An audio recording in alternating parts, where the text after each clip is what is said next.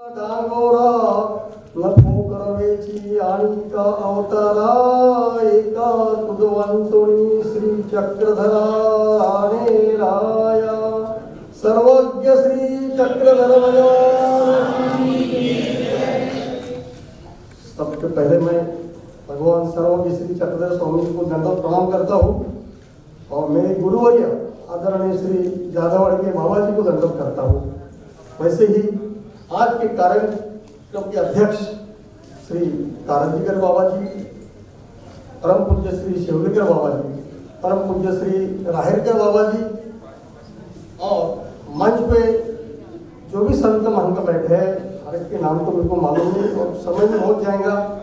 और आप सभी संत महंत, दिल्ली के सावली मूर्ति के ट्रस्टी लोग और बाहर से आए, पंजाब से आए, हरियाणा से आए, हमारे गुजरात से आए कुछ लोग, सभी लोगों को दंडवत करता हूँ। सबसे पहले भगवान ने जब अवतार लिया, गुजरात से महाराष्ट्र में आए। महाराष्ट्र में आने के बाद में उन्होंने मराठी का स्वीकार किया और तब उस वक्त 800 साल पहले यानी 12वीं सदी में मराठी की अवस्था बहुत गंभीर थी, दयनीय थी। तब मराठी लोग कौन बोलते थे? जो दीन गरीब लोग थे, खेड़े गांव के लोग थे, यानी नीचे के लोग बोलते थे। जो ब्राह्मण लोग थे वो सब संस्कृत भाषा का व्यापार करते थे और सब ग्रंथों की भाषा संस्कृत थी और उनका सबका कहना था कि मराठी लैंग्वेज दीन लोगों की है, मराठी में कुछ ग्रंथ की निर्मित हो ही नहीं सकती, मराठी में ये सामर्थ्य नहीं है कि ग्रंथ की भाषा बन सके। मगर सर्वज्ञ श्री चक्रधर स्वामी जी ने जो तत्वज्ञान बताया वो सब पूरा मराठी में बताया, क्योंकि महाराष्ट्र में दीन दलित गरीब लोगों के जो श्रद्धावंत हैं, जो आर्तवंत हैं, उनके पास जाके उनको अपना सारा तत्व ज्ञान मराठी में बताया।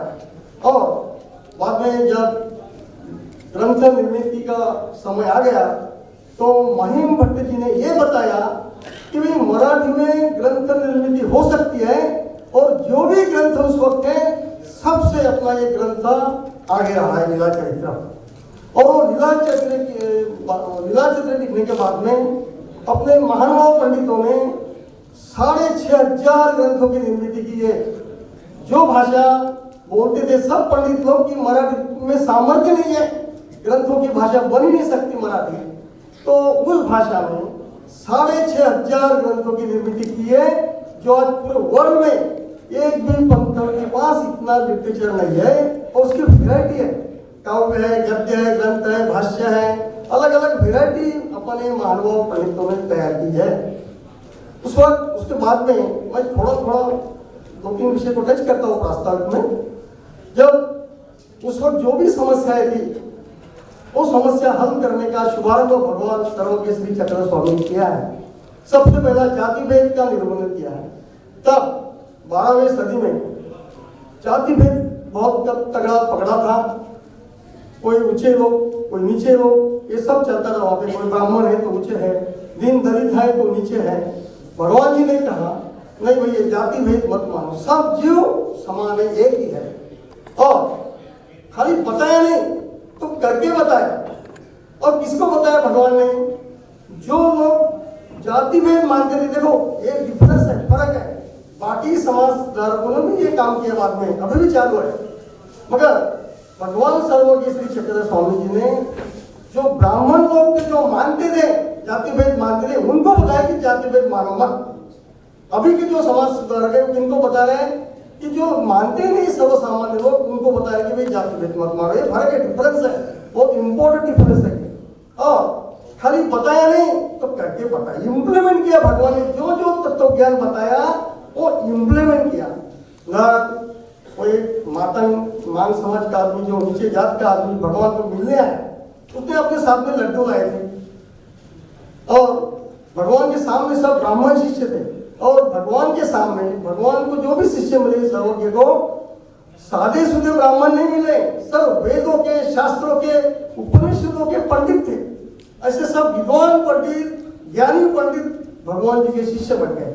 वो सामने बैठे थे।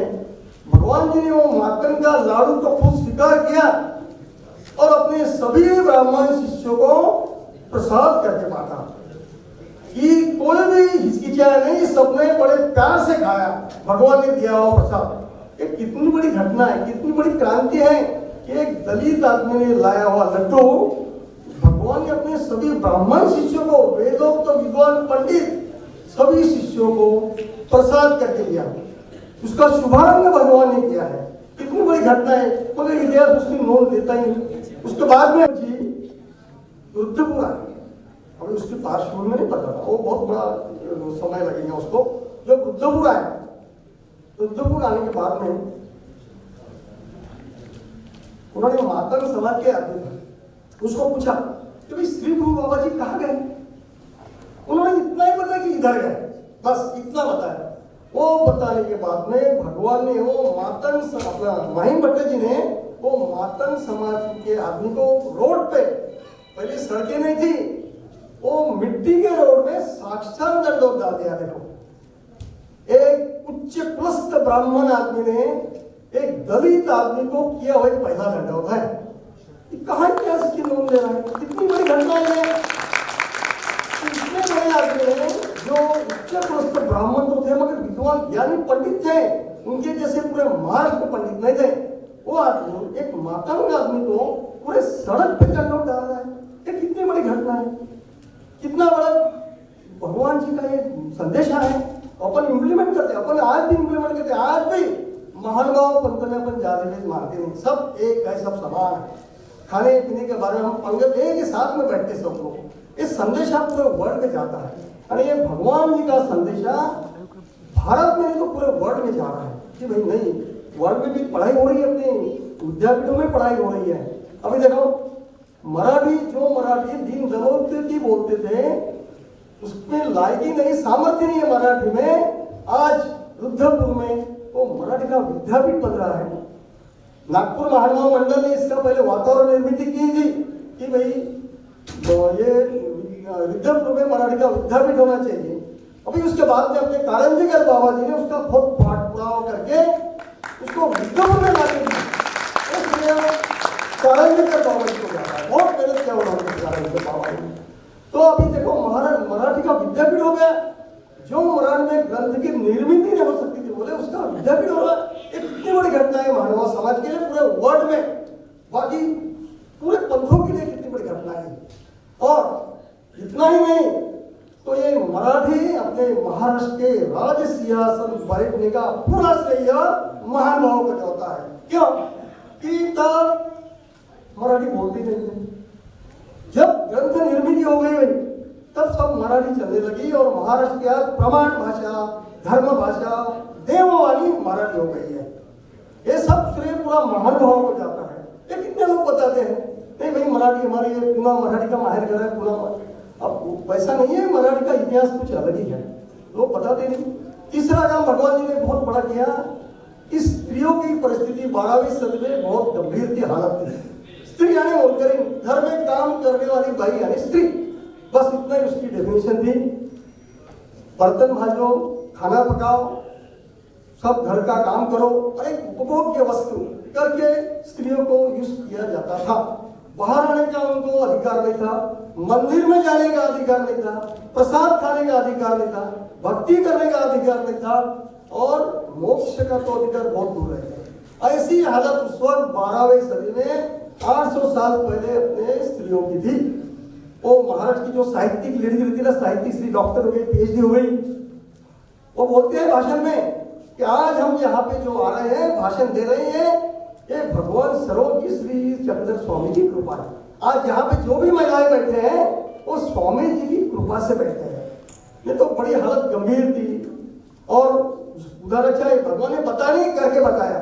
सारंग पंडित एक बार नौमीग्राम की विधा है, तो बोले क्या सब लेडी जी सब स्त्रियां स्वामी के सामने बैठते हैं, हमको जगह नहीं देते। उसका दिल में का भगवान जी ने जान लिया और उसको शिक्षा बन किया। ऐसा दिल में नहीं विचार आना चाहिए। सब समानता का संदेशा भगवान जी ने ये लीला से दिया है।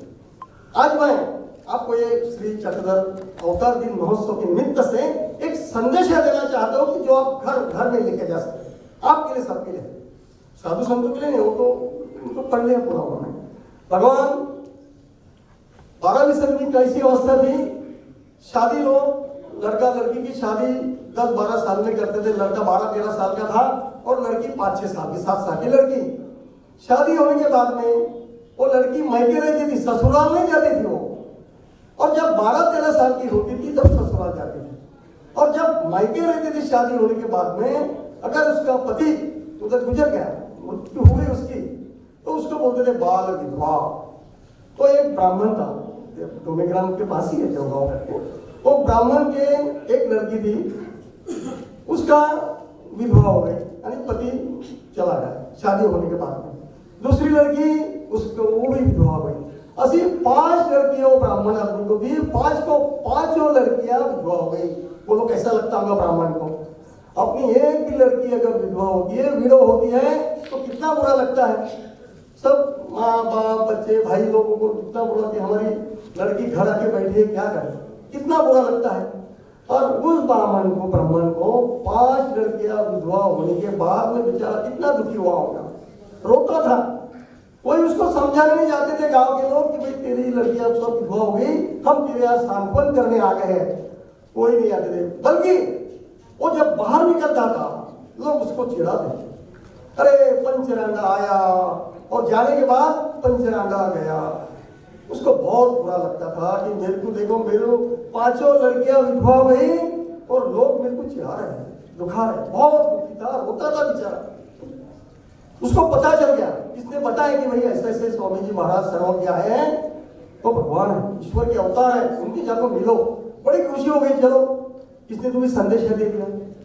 भगवान वही पे थे होगा, डोमेग्राम के पास में मंदिर था, वो मंदिर में भगवान थे सर्वज्ञ श्री चक्र स्वामी। तो ब्राह्मण आ गया, आते बरबर भगवान क्या बोलते भाई, आइए आओ। और मराठी में शब्द है, वो मराठी का वाक्य है। भगवान ने क्या प्रश्न पूछा कि वो ब्राह्मण ने प्रश्न का उत्तर ही नहीं दिया। क्या बोलता है वो, भगवान क्या बोलते हैं, भाई तुम्हारी 5 लड़कियां ने तुमचे नहीं पंचगंगा निके नहीं असते। काय प्रश्न केला, क्या प्रश्न पूछा की तुमच्या 5ही गंगेसारख्या पवित्र मुली चांगल्या आहेत ना, आणि आपकी 5 लड़कियां जो गंगा जैसी पवित्र है वो अच्छी है ना। देखो क्या प्रश्न किया, वो इतना खुश हो गया। जीजी को क्या बोलता है, जीजी निवालो जी, निवालो जी, निवालो। हे भगवान मैं शांत हो गया, शांत हो गया। मेरे जो शरीर में जो अग्नि था वो बुझा दिया भगवान, मैं शांत हो गया। देखो कितना फर्क है, लोग एक आधे शब्द का फर्क है, 2 अक्षर। लोग पंचरांगा बोलते थे, भगवान ने पंचगंगा बोल दिया। कितना फर्क है देखो, गंगा और रांगा कितना। अरे इसमें से ये लेना है, ये तो स्मरण की लीला है, ये तो रोज याद करना चाहिए। और ये लीला से अपन क्या सीखना चाहिए कि भगवान ने देखो बोलने से सामने वाला खुश होता है। अपने भी मुंह से जो भी शब्द निकलते हैं, जो भी सेंटेंस निकलते हैं, जो भी चर्चा करते हैं, सामने वाला भी खुश होना चाहिए, प्रसन्न होना चाहिए कि उसमें से कुछ भी निकलता है। ये तो अपन बोलते हैं, सामने वाला दुखी हो जाता है। और भगवान ने तो बोला कि इसका दिल मत दुखाओ, ये भगवान ने ज्ञान नहीं करता, ज्ञान है। तो ये अपने को सीखना है कि आपके नेचर में, स्वभाव में परिवर्तन करना है। You will have to change your nature first. आपको परिवर्तन लाना है, तभी अपन अपने भगवान को अपने दिल में समा सके। नहीं तो भगवान आते नहीं, यहाँ पे इतना भरा हुआ है, राग द्वेष काम क्रोध लोभ मोह मद मत्सर, ये सब शत्रु अपने पास ही है, बाहर अपने शत्रु नहीं है। ये शत्रु को पराजित करना है पहले। जो भी आदमी पराजित कर सकेगा वो अपने दिल में भगवान को बैठा सकेगा। तो अपने को भगवान को बिठाना है अपने हृदय में। तो इसलिए अपना जो नेचर है, आज का जो नेचर है, आप पिछले संस्कारों से आज का नेचर मिला है, अगर उसमें अपन चेंज नहीं किया, जो आज नेचर है कल का स्वभाव वैसा रहेगा, परसों और पीछे भी वैसा था। तो जैसे अपनी पिछली सृष्टि गई, ये भी सृष्टि जाएगी, आगे के भी सृष्टि जाएगी। अरे अपने को भगवान मिलेगा नहीं, इसलिए अपने को अपना स्वभाव बदलना है, चेंज करना है। प्यार से बोलना सीखो, प्यार से जो भी बोलना सीख लिया आपने तो जीत गया। ये सब जो शत्रु है अपने काम क्रोध शरीर को बोलते हैं, इसको इसमें काबू लाने के लिए पहले प्यार से बोलना सीखना है आपको। तो ये भगवान का ही संदेश है, ये भगवान का संदेश संदेश अपने को अपने लाइफ में इम्प्लीमेंट करना है, तब अपन कहीं पे पहुंच सकेंगे। नहीं तो बाकी लोग क्या, तब क्या अवस्था थी,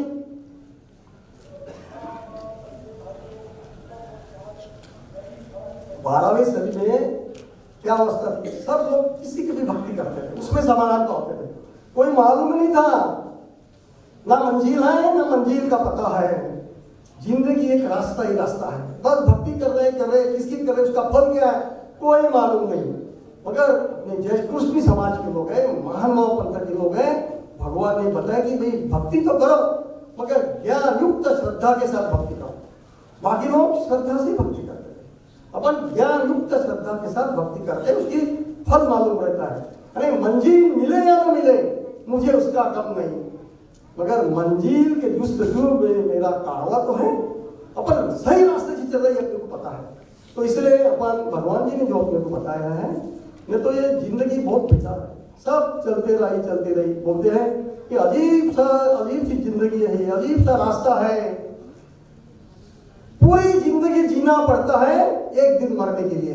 देखो सब अपने लाइफ जो है आयुष्य है वैसा नहीं जाना चाहिए, इसलिए अपने को भगवान को मिलाना है, भगवान को प्राप्त करना है और यही जन्म में लेना है भगवान को। भगवान मेरे को अगला जन्म ले ना, मेरा अगला जन्म बहुत बेकार है, अपने इतने सारे जन्म जुड़े, अपने सांप का है, वाघ का है, बैल का है, भैंस का है, बकरी का है, भेड़े का है, कीड़े मकोड़े, इतने सारे जन्म जुड़े हैं, वो देवता उस पर डालने वाली है। आपकी इच्छा हो या ना हो, आप में जो भी जुड़े हुए आपको फल देने वाली है देवता। इसलिए भगवान बोलते कि अहम तो सर्व पापेभ्यो मोक्ष,